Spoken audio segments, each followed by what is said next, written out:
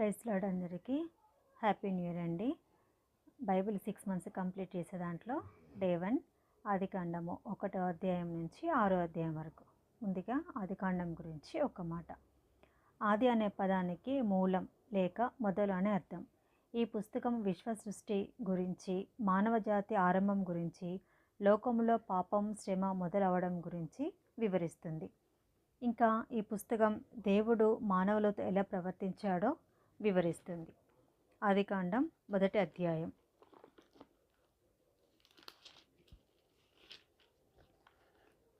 ఆదియందు దేవుడు భూమి ఆకాశములను సృజించెను. భూమి నిరాకారముగాను శూన్యముగాను ఉండెను. చీకటి అగాధ జలము పైన కమ్మి ఉండెను. దేవుని ఆత్మ జలములపైన అల్లాడుచుండెను. దేవుడు వెలుగు కమ్మని పలకగా వెలుగు కలిగెను. వెలుగు మంచిదైనట్టు దేవుడు చూచెను. దేవుడు వెలుగును చీకటిని వేరుపరిచెను. దేవుడు వెలుగును పగలనియు చీకటికి రాత్రి అనియు పేరు పెట్టెను. అస్తమయమును ఉదయమును కలుగగా ఒక దినమాయెను. మరియు దేవుడు జలముల మధ్య ఒక విశాలము కలిగి ఆ జలములను ఈ జలములను వేరుపరచునుగాక అని పలికెను. దేవుడు ఆ విశాలము చేసి విశాలము క్రింది జలములను విశాలము మీది జలములను వేరుపరపగా ఆ ప్రకారమాయెను. దేవుడు ఆ విశాలమునకు ఆకాశములను పేరు పెట్టెను. అస్తమయమును ఉదయమును కలుగగా 2వ దినమాయెను. దేవుడు ఆకాశం కిందనున్న జలములొక చోటనే కూర్చబడి ఆరిన నేల కనబడునుగాక అని పలుకగా ఆ ప్రకారమాయెను. దేవుడు ఆరిన నేలకు భూమి అని పేరు పెట్టెను. జలరాశికి ఆయన సముద్రములని పేరు పెట్టెను. అది మంచిదని దేవుడు చూచెను. దేవుడు గడ్డిని విత్తనములిచ్చు చెట్లను భూమి మీద తమ తమ జాతి ప్రకారము తమలో విత్తనములు గల ఫలమిచ్చు ఫలవృక్షములను భూమి మొల్పించునుగాక అని పలకగా ఆ ప్రకారమాయెను. భూమి గడ్డిని తమ తమ జాతి ప్రకారము విత్తనములిచ్చు చెట్లను తమ తమ జాతి ప్రకారము తమలో విత్తనములు గల ఫలవృక్షములను మొలిపింపగా అది మంచిదని దేవుడు చూచెను. అస్తమయమును ఉదయమును కలుగగా 3వ దినమాయెను. దేవుడు పగటికిని రాత్రికిని వేరుపరచినట్లు ఆకాశ విశాలమందు జ్యోతులు కలుగునుగాక అనియు అవి సూచనలను కాలములను దిన సంవత్సరములను సూచించుటకై ఉండునుగాక అనియు భూమి మీద వెలిగించుటకు అవి ఆకాశ విశాలమందు జ్యోతులై ఉండునుగాక అనియు పలికెను. ఆ ప్రకారమాయెను. దేవుడు ఆ 2 గొప్ప జ్యోతులను అనగా పగటిని ఏలుటకు పెద్ద జ్యోతిని రాత్రిని ఏలుటకు చిన్న జ్యోతిని నక్షత్రములను చేసెను. భూమి మీద వెలిగించుటకు పగటిని రాత్రిని ఏలుటకు వెలుగును చీకటిని వేరుపరచుటకును దేవుడు ఆకాశ విశాలమందు వాటినుంచెను. అది మంచిదని దేవుడు చూచెను. అస్తమయమును ఉదయమును కలుగగా 4వ దినమాయెను. దేవుడు జీవం కలిగి చలించు వాటిని జలములు సమృద్ధిగా పుట్టించునుగాక అనియు పక్షులు భూమిపైని ఆకాశ విశాలంలో ఎగురునుగాక అనియు పలికెను. దేవుడు జలములలో వాటి జాతి ప్రకారము జలములు సమృద్ధిగా పుట్టించిన మహామత్స్యములను జీవం కలిగి చలించు వాటన్నిటిని దాని జాతి ప్రకారము రెక్కలు గల ప్రతిపక్షిని సృజించెను. అది మంచిదని దేవుడు చూచెను. దేవుడు మీరు ఫలించి అభివృద్ధి పొంది సముద్ర జలములలో నిండియుండుడని పక్షులు భూమి మీద విస్తరించునుగాక అనియు వాటిని ఆశీర్వదించెను. అస్తమయమును ఉదయమును కలుగగా 5వ దినమాయెను. దేవుడు వాటి జాతి ప్రకారము జీవం గల వాటిని అనగా వాటి జాతి ప్రకారము పశువులను పురుగులను అడవి జంతువులను భూమి పుట్టించునుగాక అని పలికెను. ఆ ప్రకారమాయెను.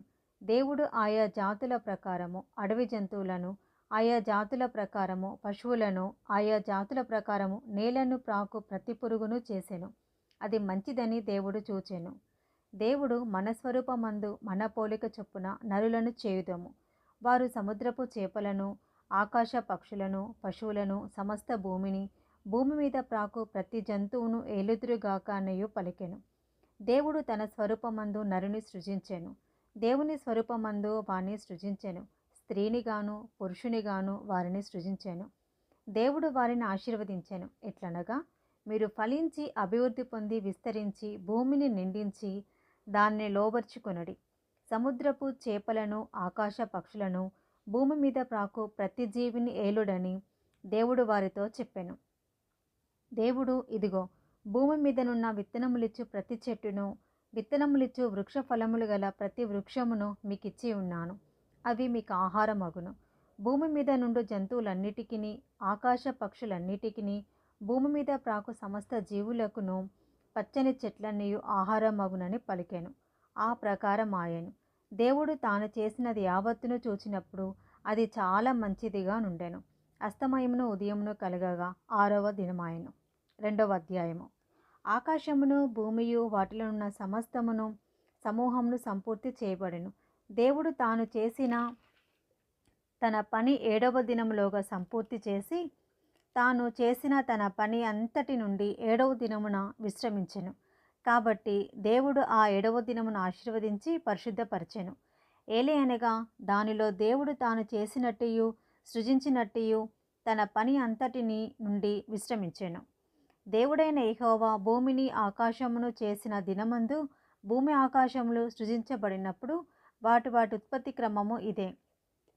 అది వరకు పొలమందలి ఏ పొదయు భూమి మీద నుండలేదు, పొలమందలి ఏ చెట్టును మొలవలేదు. ఏలయనగా దేవుడైన యెహోవా భూమి మీద వాన కురిపించలేదు, నేలను సేద్యపరచుటకు నరుడు లేడు. అయితే ఆవిరి భూమి నుండి లేచి నేల అంతటిని తడిపెను.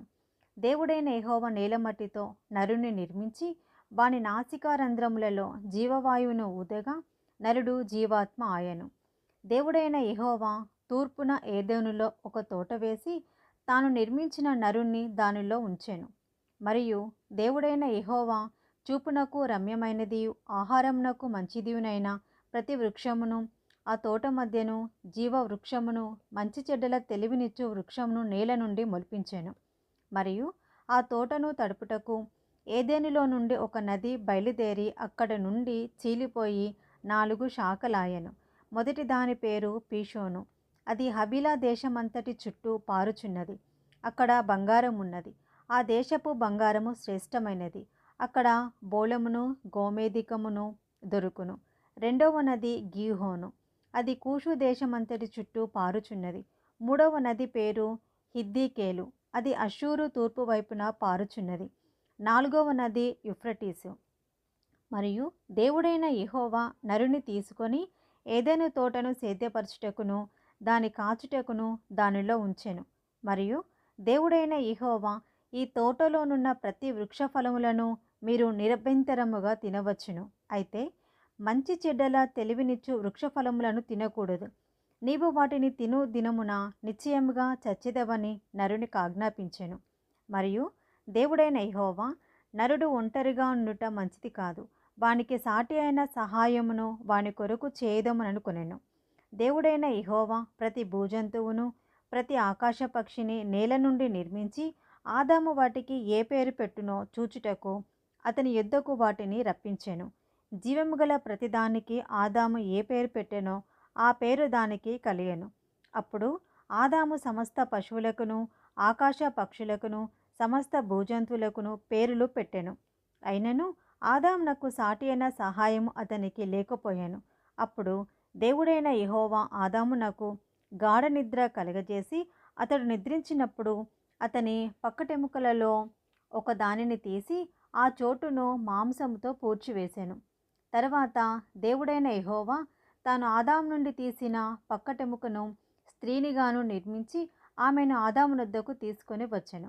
అప్పుడు ఆదాము ఇట్లనెను, నా ఎముకలలో ఒక ఎముక, నా మాంసములలో మాంసము. ఇది నరులలో నుండి తీయబడెను కనుక నారి అనబడును. కాబట్టి పురుషుడు తన తండ్రిని తన తల్లిని విడిచి తన భార్యను హత్తుకొనును, వారు ఏక శరీరమై యుందురు. అప్పుడు ఆదామును అతని భార్యయు వారిద్దరూ దిగంబరులుగా నుండిరి. అయితే వారు సిగ్గు ఎరుగక యుండిరి.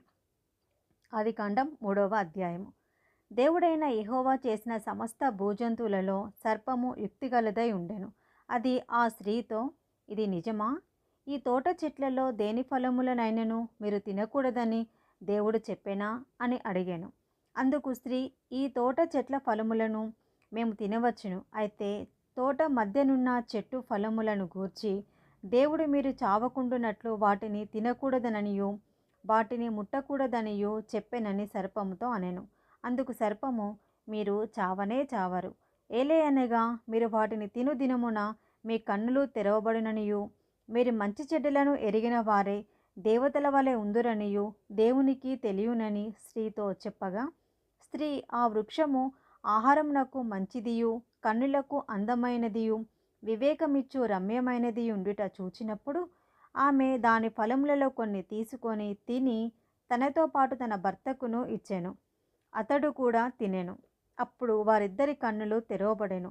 వారు తాము దిగంబరులమని తెలుసుకొని అంజూరపు ఆకులు కుట్టి తమకు కచ్చడములను చేసుకొనిరి.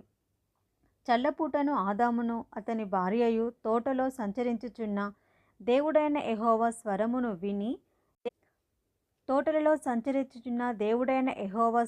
విని దేవుడైన యెహోవా ఎదుటికి రాకుండా తోట చెట్ల మధ్యను దాగుకొనగా, దేవుడైన యెహోవా ఆదామును పిలిచి, నీవెక్కడ ఉన్నావనెను. అందుకతడు, నేను తోటలో నీ స్వరము వినినప్పుడు దిగంబరినిగా ఉంటిని కనుక భయపడి దాగుకొంటిననెను. అందుకైన, నీవు దిగంబరివని నీకు తెలిపిన వాడెవడు? నీవు తినకూడదని నేను నీకు ఆజ్ఞాపించిన వృక్షఫలములు తింటివా అని అడిగాను. అందుకు ఆదాము, నాతో ఉండుటకు నీవు నాకిచ్చిన ఈ స్త్రీయే ఆ వృక్షఫలములు కొన్ని నాకియ్యగా నేను తింటిననెను. అప్పుడు దేవుడైన యెహోవా స్త్రీతో, నీవు చేసినది ఏమిటని అడగగా, స్త్రీ, సర్పము నన్ను మోసపుచ్చినందున తింటిననెను. అందుకు దేవుడైన యెహోవా సర్పముతో, నీవు దీన్ని చేసినందున పశువులన్నిటిలోనూ భూజంతువులన్నిటిలోనూ నువ్వు శపించబడిన దానవై నీ కడుపుతో పాకుచు నీవు బ్రతుకు దినములన్నీయు మన్ను తిందువు. మరియు నీకును స్త్రీకిని నీ సంతానమునకును ఆమె సంతానమునకును వైరము కలగజేసేదను. అది నిన్ను తల మీద కొట్టును, నీవు దానిని మడిమ మీద కొట్టుదవని చెప్పెను. ఆయన స్త్రీతో, నీ ప్రయాసమును నీ గర్భవేదనను నేను మిక్కిలి హెచ్చించెదను. వేదనతో పిల్లలను కందువు. నీ భర్త ఎడల నీకు వాంఛ కలుగును, అతడు నిన్ను ఏలునని చెప్పెను. ఆయన ఆదాముతో, నీవు నీ భార్య మాట విని తినవద్దని నేను నీకు ఆజ్ఞాపించిన ఫలవృక్షములను తింటివి కనుక నీ నిమిత్తము నేల శపించబడి ఉన్నది. ప్రయాసముతోనే నీ బ్రతుకు దినములన్నయూ దాని పంట తిందువు. అది ముండ్ల తుప్పలను గచ్చపొదలను నీకు మొలిపించును. పొలములోని పంట తిందువు. నీవు నేలను తిరిగి చేరు వరకు నీ ముఖపు చెమట కాచి ఆహారము తిందువు. ఏలయనగా నేల నుండి నీవు తీయబడితివి, నీవు మన్నే కనుక తిరిగి మన్నైపోదువని చెప్పాను. ఆదాము తన భార్యకు హవ్వ అని పేరు పెట్టెను. ఏలయనగా ఆమె జీవము గల ప్రతి వానికిని తల్లి. దేవుడైన యెహోవా ఆదామునకును అతని భార్యకును చర్మపు చొక్కాయిలను చేయించి వారికి తొడించెను. అప్పుడు దేవుడైన యెహోవా, ఇదిగో, మంచి చెడ్డలను ఎరుగునట్లు ఆదాము మనలో ఒకని వంటి వాడాయెను. కాబట్టి అతడు ఒకవేళ తన చెయ్యి చాచి జీవవృక్ష ఫలములను కూడా తీసుకొని తిని నిరంతరము జీవించునేమో అని దేవుడైన యెహోవా అతడు ఏ నేల నుండి తీయబడినో దాన్ని సేద్యపరచుటకు ఏదెను తోటలో నుండి అతన్ని పంపివేశాను. అప్పుడు ఆయన ఆదామును వెళ్ళగొట్టి ఏదెను తోటకు తూర్పు దిక్కున కెరూబులను జీవవృక్ష ఫలమునకు పోవు మార్గమును కాచుటకును ఇటు అటు తిరుగుచున్న ఖడ్గజ్వాలలను నిలవపెట్టెను. ఆదికాండము 4వ అధ్యాయము. ఆదాము తన భార్య అయిన హవ్వాను కూడినప్పుడు ఆమె గర్భవతి అయి కయీనుని కని, యెహోవా దయవలన నేనొక మనిషిని సంపాదించుకొన్నానెను. తర్వాత ఆమె అతని తమ్ముడగు హేబేలును కనెను. హేబేలు గొర్రెల కాపరి, కయీను భూమిని సేద్యపరచువాడు. కొంతకాలమైన తర్వాత కయీను పొలము పంటలో కొంత యెహోవాకు అర్పణగా తెచ్చెను. హేబేలు కూడా తన మందలో తొలుచూలును పుట్టిన వాటిలో క్రొవ్విన వాటిని కొన్ని తెచ్చెను. యెహోవా హేబేలును అతని అర్పణలను లక్ష్యపెట్టెను. కయీనును అతని అర్పణను ఆయన లక్ష్యపెట్టలేదు. కాబట్టి కయీనుకి మిక్కిలి కోపము వచ్చి అతడు తన ముఖము చిన్నబుచ్చుకొనగా యెహోవా కయీనుతో, నీకు కోపమేలా? ముఖము చిన్నబుచ్చుకొని ఉన్నావేమి? నీవు సత్క్రియ చేసిన ఎడల తల ఎత్తుకొనవా? సత్క్రియ చేయని ఎడల వాకిట పాపము పొంచి ఉండును. నీ ఎడల దానికి వాంఛ కలుగును, నీవు దానిని ఏలుదువనెను. కయీను తన తమ్ముడైన హేబేలుతో మాటలాడెను. వారు పొలంలో ఉన్నప్పుడు కయీను తన తమ్ముడైన హేబేలు మీద పడి అతన్ని చంపెను. యెహోవా, నీ తమ్ముడైన హేబేలు ఎక్కడున్నాడని కయీను నడగగా అతడు, నేనెరుగను, నా తమ్మునికి నేను కావలివాడనా అనెను. అప్పుడైనా నీవు చేసిన పని ఏమిటి? నీ తమ్ముని రక్తము యొక్క స్వరము నేలలో నుండి నాకు మొరపెట్టుచున్నది. కావున నీవు కావున నీ తమ్ముని రక్తమును నీ చేతిలో నుండి పుచ్చుకొనుటకు నోరు తెరిచిన ఈ నేల మీద ఉండకుండా నీవు శపింపబడిన వాడవు. నీవు నేలను సేద్యపరిచినప్పుడు అది తన సారమును ఇక మీదట నీకియ్యదు. నీవు భూమి మీద దిగులు పడుచు దేశ దిమ్మరువై ఉందువనెను. అందుకు కయీను, నా దోష శిక్ష నేను భరించలేనంత గొప్పది. నేడు ఈ ప్రదేశము నుండి నన్ను వెళ్ళగొట్టితివి.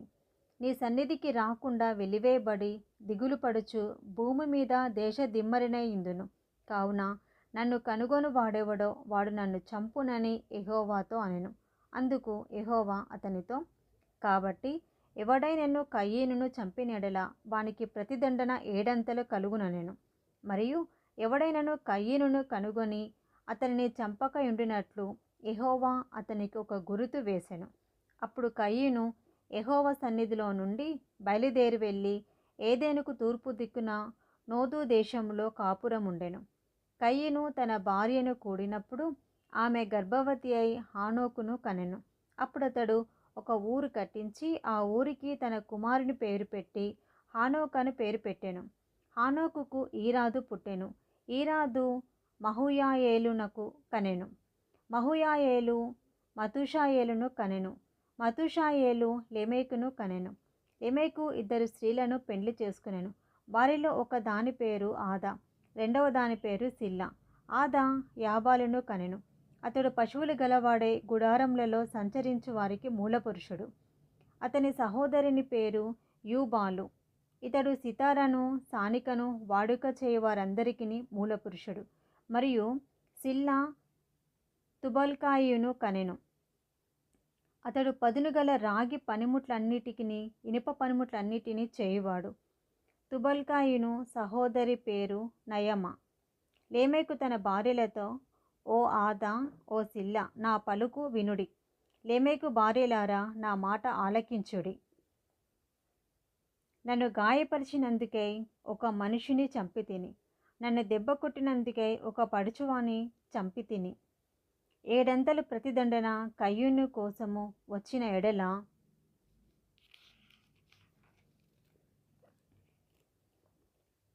లెమెకు కోపం ఏడంతలు వచ్చుననెను. ఆదాము మరలా తన భార్యను కూడినప్పుడు ఆమె కుమారుని కని, కయీను చంపిన హేబేలునకు ప్రతిగా దేవుడు నాకు మరొక సంతానము నియమించెననుకొని అతనికి షేతు అని పేరు పెట్టెను. మరియు షేతునకు కూడా కుమారుడు పుట్టెను. అతనికి ఏనోషు అను పేరు పెట్టెను. అప్పుడు యెహోవా నామమున ప్రార్థన చేయుట ఆరంభమాయెను. ఆదికాండము 5వ అధ్యాయము. ఆదాము వంశావళి గ్రంథము ఇది. దేవుడు ఆదామును సృజించిన దినమున దేవుని పోలికగా అతన్ని చేసెను. మగవానిగాను ఆడుదానిగాను వారిని సృజించి, వారు సృజించబడిన దినమున వారిని ఆశీర్వదించి వారికి నరులని పేరు పెట్టెను. ఆదాము 130 ఏండ్లు బ్రతికి తన పోలికగా తన స్వరూపమున కుమారుని కని అతనికి షేతు అని పేరు పెట్టెను. షేతును కనిన తరువాత ఆదాము బ్రతికిన దినములు 800 ఏండ్లు. అతడు కుమారులను కుమార్తెలను కనెను. ఆదాము బ్రతికిన దినములన్నీయు 930 ఏండ్లు. అప్పుడతడు మృతి పొందెను. షేతు 105 ఏండ్లు బ్రతికి ఎనోషును కనెను. ఏనోషును కనిన తర్వాత షేతు 807 ఏండ్లు బ్రతికి కుమారులను కుమార్తెలను కనెను. షేతు బ్రతికిన దినములన్నీయు 912 ఏండ్లు. అప్పుడతడు మృతి పొందెను. ఏనోషు 90 సంవత్సరములు బ్రతికి కేయినానును కనెను. కేయినానును కనిన తర్వాత ఏనోషు 815 ఏండ్లు బ్రతికి కుమారులను కుమార్తెలను కనెను. ఏనోషు దినములన్నీయు 905 ఏండ్లు. అప్పుడతడు మృతి పొందెను. కేయినాను 70 ఏండ్లు బ్రతికి మహాలలేలును కనెను. మహాలలేలును కనిన తరువాత కేయినాను 840 ఏండ్లు బ్రతికి కుమారులను కుమార్తెలను కనెను. కేయినాను దినములన్నీయు 910 ఏండ్లు. అప్పుడతడు మృతి పొందెను. మహాలేలును 65 ఏండ్లు బ్రతికి ఏరేదును కనెను. ఏరేదును కనిన తర్వాత మహాలేలు 830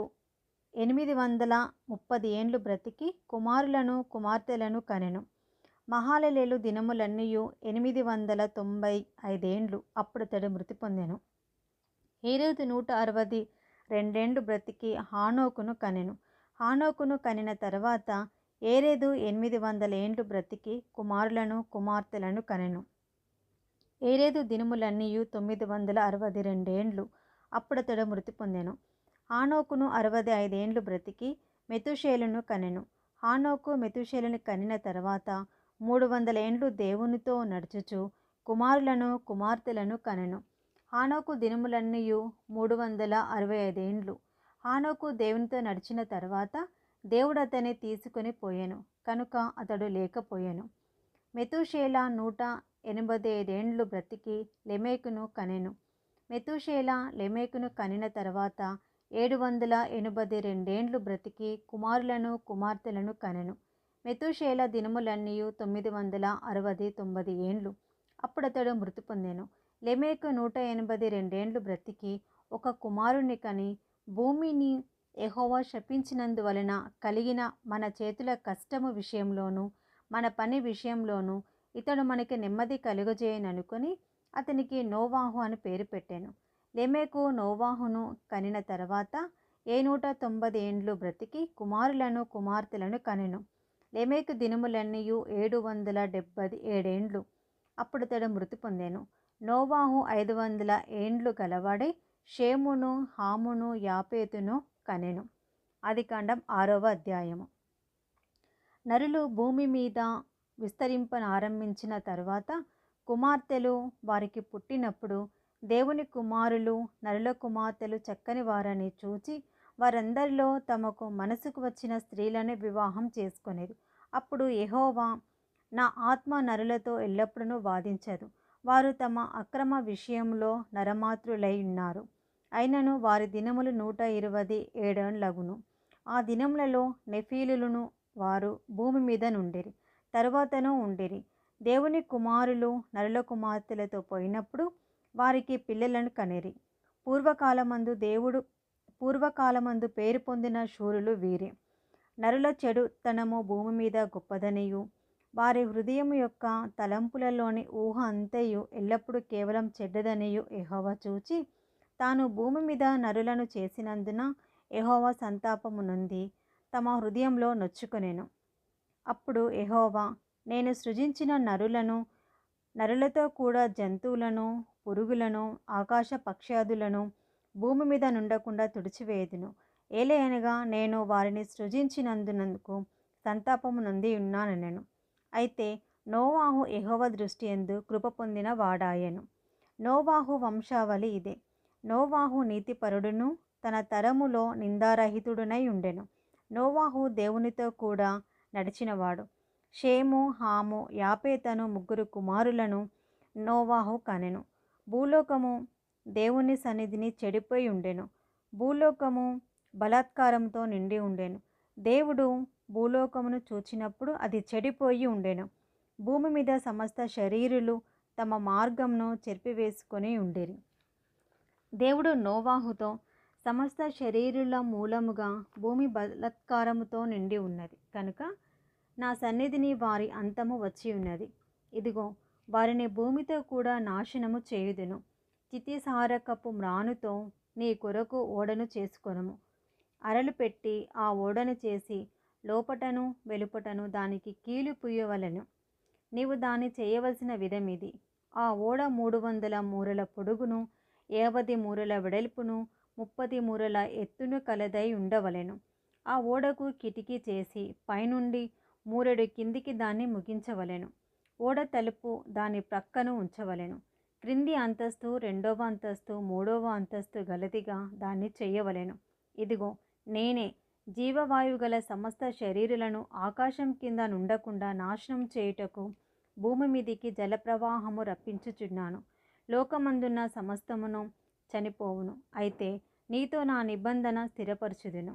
నీవును నీతో కూడా నీ కుమారులను నీ భార్యయు నీ కోడండ్రును ఆ ఓడలో ప్రవేశింపవలెను. మరియు నీతో కూడా వాటిని బ్రతికించి ఉంచుకొనుటకు సమస్త జీవులలో అనగా సమస్త శరీరుల యొక్క ప్రతి జాతిలోనివి 2 చొప్పున నీవు ఓడలోనికి తేవలెను. వాటిలో మగదియు ఆడదియు ఉండవలెను. నీవు వాటిని బ్రతికించి ఉంచుకొనుటకై వాటి వాటి జాతుల ప్రకారము పక్షులలోను, వాటి వాటి జాతుల ప్రకారము జంతువులలోను, వాటి వాటి జాతుల ప్రకారము నేలను ప్రాకు వాటన్నిటిలోనూ ప్రతి జాతిలో నుండేసి చొప్పున నీ యొద్దకు అవి వచ్చును. మరియు తినుటకు నానా విధములైన ఆహార పదార్థములను కూర్చుకొని నీ దగ్గర ఉంచుకొనుము. అవి నీకును వాటికిని ఆహారమగునని చెప్పెను. నోవాహు అట్లు చేసెను. దేవుడు అతనికి ఆజ్ఞాపించిన ప్రకారము యావత్తును చేసెను. ఇది డే 1 అండి. ఆదికాండం 1వ అధ్యాయం నుంచి 6వ అధ్యాయం వరకు. Praise the lord.